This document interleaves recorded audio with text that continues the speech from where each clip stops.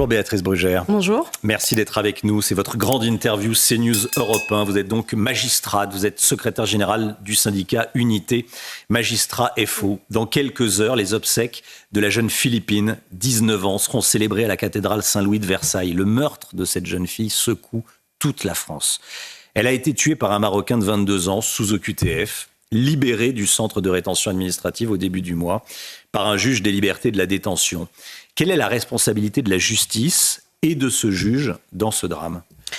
Il y a toujours une responsabilité quand on assiste à un fait tragique aussi abominable et il est absolument nécessaire de se remettre en question et de ne pas balayer ça en disant c'était comme ça, les choses ont été parfaites. Si on arrive à une tragédie pareille, c'est que peut-être on peut améliorer le système. Sur la responsabilité qu'on va pouvoir rechercher des uns et des autres, moi, il ne m'appartient pas, évidemment, aujourd'hui, de dire s'il y a eu une faute particulière. Moi, ce qui m'intéresse, c'est de dire comment notre justice n'arrive pas, ou n'arrive plus, à protéger, en fait, des personnes dont on sait, protéger des personnes, alors que l'on sait, qu'on a des personnes dangereuses entre nos mains. Mais Béatrice Brugère, vous parlez de responsabilité. Est-ce qu'il y a non-assistance à Français en danger ? Il y a une responsabilité. Vous dites oui, la justice a une part de responsabilité. Oui. Alors, sur la question du droit des étrangers, puisque c'est quand même... et ce contentieux administratif qui est, je pense, le contentieux le plus abscon, le plus complexe que l'on ait pu faire, et qui n'arrête pas d'ailleurs d'être réformé. Je crois qu'on doit être à la 134e réforme, et j'entends, et vous allez sans doute me poser la question, qu'on va encore le réformer, puisqu'on vient de réformer ce droit. Il faut quand même savoir que c'est une... responsabilité partagée entre de très nombreux acteurs. Vous avez la justice administrative, vous avez la justice judiciaire, c'est-à-dire notre partie. Maintenant, tout le monde sait ce que c'est qu'un juge de la liberté de la détention, donc c'est un juge judiciaire. Mais vous avez aussi le Quai d'Orsay, vous avez la préfecture de police. Donc, si vous voulez, c'est une responsabilité partagée. Moi, j'appelle juste votre attention sur un rapport, on n'aura pas le temps de le détailler, qui est un rapport très intéressant qui a été fait par la Cour des comptes au mois de janvier de cette année, qui est passé un peu inaperçu d'ailleurs, qui est absolument accablant sur justement ce contentieux. Ce rapport, il dit « Le droit est instable, la jurisprudence est foisonnante, l'organisation n'est pas au rendez-vous, les moyens ne sont pas là. » Et met en cause, puisque c'est votre question, tout un système défaillant. Donc, au-delà d'une responsabilité personnelle ou pas, qui m'appartient absolument pas de rechercher aujourd'hui, ce qu'il faut analyser, c'est comment on arrive, alors qu'on passe notre temps à réformer, à avoir perdu de vue l'essentiel, à savoir la protection des citoyens. Mais la décision du juge des libertés de la détention a été de libérer cet individu tout en constatant et en l'écrivant qu'il y avait un risque de récidive. Mais c'est ça le paradoxe. Et les Français ne comprennent pas. Mais ils ont raison. Et votre serviteur non plus. Mais ils ont raison de ne pas comprendre. Mais il n'y a pas que les Français, il y a aussi les magistrats dont je fais partie, c'est-à-dire notre syndicat, qui dénonce en permanence ce que j'appelle des injonctions contradictoires, mais aussi une perte de vue de l'essentiel. À quoi sert la justice ? À quoi sert le droit ? Pas à faire du juridisme sans âme, pas à faire de la technobureaucratie, pas à faire de la complexité, est-ce que l'alinéa marche, est-ce que ça... À reprendre conscience que le droit et la justice doivent correspondre à l'essentiel, c'est-à-dire protéger les citoyens, rendre la justice et garantir les libertés. Aujourd'hui, et c'est pas la première fois, c'est pour ça que j'en parle, cette affaire n'est pas une affaire de plus, c'est une affaire de trop, puisque nous avons eu d'autres affaires, vous vous rappelez, Lola, etc. Évidemment. Lors de l'incarcération de ce Marocain sous OQTF, la justice n'a rien fait pour qu'il soit expulsé. Elle aurait pu demander une libération-expulsion pendant son incarcération. Pourquoi est-ce qu'elle ne l'a pas demandé ? Oui, alors ce système... Pour anticiper la démarche. Mais vous avez raison. En fait, la question, et c'est ce que je disais, la Cour des comptes le dit, il n'y a pas d'anticipation, il n'y a pas d'organisation. C'est une responsabilité conjointe, je le rappelle, ministère de l'Intérieur, ministère de la Justice. C'est d'autant plus intéressant de le rappeler que vous savez qu'aujourd'hui, chacun dit chacun chez soi. Non, pas chacun chez soi. La justice et l'Intérieur doivent travailler main dans la main, notamment pour améliorer le système. On manque d'anticipation, on manque de stratégie très clairement. Et quant à l'expulsion dont vous parlez, il va falloir aussi améliorer le système parce qu'on n'en fait quasiment pas. Mais la vérité, c'est que les détenus condamnés dangereux n'ont rien à faire dans les centres de rétention administrative. Ils doivent pouvoir être expulsés en amont au maximum pour éviter justement ce passage avec toutes les difficultés que l'on connaît. Béatrice Brugère, invitée de la grande interview CNews Europe 1. Laurent Wauquiez dépose une proposition de loi qui vise à rallonger la durée maximale de rétention en centre de rétention administrative. On passerait de 90 jours à 135 jours dans les CRA. 45 jours de plus pour se laisser plus de temps pour obtenir un laissez-passer consulaire. Et pendant les 90 premiers jours, le JLD, le juge de la liberté de la détention, ne pourrait pas intervenir. Qu'est-ce que vous en pensez ? Oui, alors... Tout est dans la manière dont on rallonge. En effet, d'autres pays l'ont fait. Vous savez qu'on n'est pas les meilleurs là-dessus. Pourquoi pas ? Il faut quand même rappeler que ça coûte 600 € par jour, une journée dans un centre de rétention administrative. Et une journée dans une détention, ça coûte 100 €.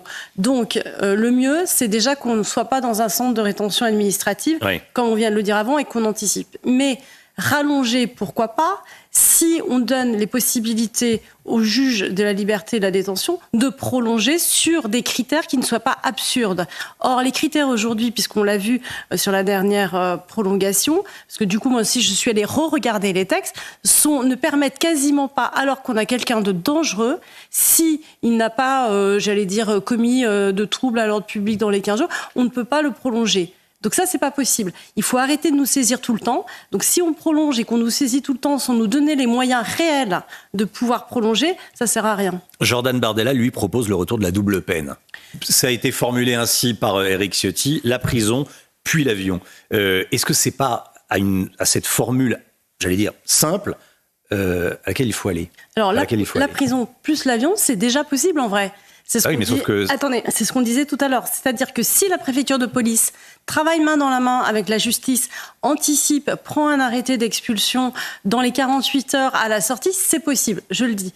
Mais la question, c'est pas tout à fait ça. La double peine, c'est ce que Nicolas Sarkozy a supprimé.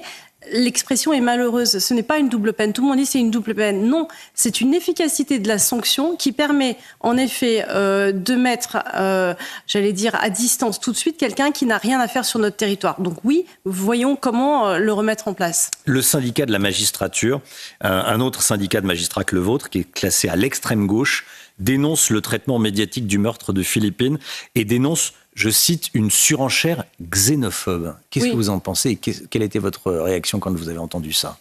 Moi, ça me choque de lire ça, je vous le dis très, très clairement. Moi, je ne fais pas de politique, mais je trouve que ce point de vue est absolument, dans la tragédie que nous sommes en train de vivre, totalement déplacé. Alors, c'est pas xénophobe que de décrire la réalité. Environ un quart des détenus français sont étrangers et un tiers de ces détenus étrangers viennent d'Afrique du Nord, du Maghreb, avec la nationalité algérienne qui arrive en première position. Pourquoi est-ce qu'on n'imaginerait pas, j'aimerais avoir votre avis de magistrate, une incarcération de ces individus dans leur pays d'origine ? D'ailleurs, quand un Français est incarcéré à l'étranger, dans un autre pays que le sien, il demande souvent à être rapatrié en France. Pourquoi est-ce qu'on ne l'applique pas aux étrangers ? Et on libérerait des places de prison, accessoirement. C'est possible, on ne le fait pas. Nous avons les textes. C'est-à-dire que nous avons la capacité, ça s'appelle le transfèrement. Quand une personne étrangère est condamnée, que ce soit européen ou extra-européen, là vous avez parlé extra-européen, mais pour les Européens, il n'y a pas de la difficulté du laissez-passer consulaire, puisque vous savez qu'on est dans l'espace Schengen. Donc on pourrait le faire, ça correspond à 3 000 à 4 000 personnes aujourd'hui en détention, on ne le fait pas. Réponse, pourquoi on ne le fait pas ? Il appartient au ministre de la Justice de faire en sorte qu'il donne des instructions pour que ça soit fait. Quand vous nous dites qu'il y a possibilité de le faire et qu'en réalité... Les textes sont là, on ne l'applique pas. Quand, pour les Européens, il n'y a pas de la difficulté du laissez-passer consulaire. Pour les autres, c'est-à-dire ceux que vous avez cités sur le Maghreb, on retombe sur l'obstacle que vous avez déjà évoqué et que tout le monde connaît, qui est un obstacle à la fois du Quai d'Orsay et politique, d'anticiper et de forcer la main pour avoir des laissez-passer. Les textes existent, ils ne sont pas appliqués. Le problème de la justice, c'est qu'on ne se rend pas compte qu'on a un arsenal finalement parfois assez complet, pas toujours bien fait, mais assez complet, mais qui n'est pas exécuté. À Mazamet, je voulais qu'on parle également de ce qui s'est passé à Mazamet le week-end dernier. Le jeune Paul, 17 ans, a été lynché par des individus violents, mineurs, parce que Paul avait dit quelques instants avant qu'il était homosexuel, et visiblement ça ne plaisait pas à ces individus. Ces mineurs ont tous été relâchés sous contrôle judiciaire. Ils ont été interpellés. Ils font partie de familles qui ont été qualifiées par le maire de Mazamet de familles de délinquants de père en fils. C'est pas rien. Et ils ont tous été relâchés sous contrôle judiciaire. Où est la sanction ? Vous le connaissez peut-être pas, mais en tout cas, notre syndicat a fait des propositions extrêmement fortes pour réformer en urgence la justice des mineurs, sur laquelle nous étions totalement opposés. Aujourd'hui, il faut avoir les moyens, et nous le réclamons, donc nous le réclamons aux politiques, mais aussi aux parlementaires, de pouvoir changer le système, parce que pour les mineurs qui commettent des faits graves, c'est-à-dire quoi des faits graves ? Des atteintes à l'intégrité des personnes, puisque je crois que ce jeune homme a été plus que bousculé. Oui, lynché. Il a été lynché. On ne peut pas laisser passer pour des mineurs, d'abord c'est pédagogique, des faits pareils. Nous proposons de réinstaurer la possibilité d'avoir des comparutions immédiates rapides pour ces mineurs, de justement mettre des ultra courtes peines de prison et d'inverser tout le système. Il faut juste savoir que sur la justice des mineurs, encore plus que la justice des majeurs, l'injonction permanente des textes de la chancellerie, de la pénitentiaire, c'est de dire incarcérer le moins possible et de réduire les possibilités d'incarcération. Le résultat, il est là tous les jours. Parce que quelle est l'image de la justice quand on voit ça? C'est-à-dire que quand on voit ces 3 jeunes dans la rue qui pourraient croiser accessoirement la victime, Paul, 17 ans, la victime quand même, d'ailleurs, ils ne risquent pas de la croiser, la victime, parce qu'elle a peur de sortir de chez elle. Je crois que, comme je le disais tout à l'heure, on a perdu le socle essentiel d'une société qui est celui de la protection de l'intégrité. On a perdu aussi de vue la place des victimes. C'est-à-dire qu'on a un focus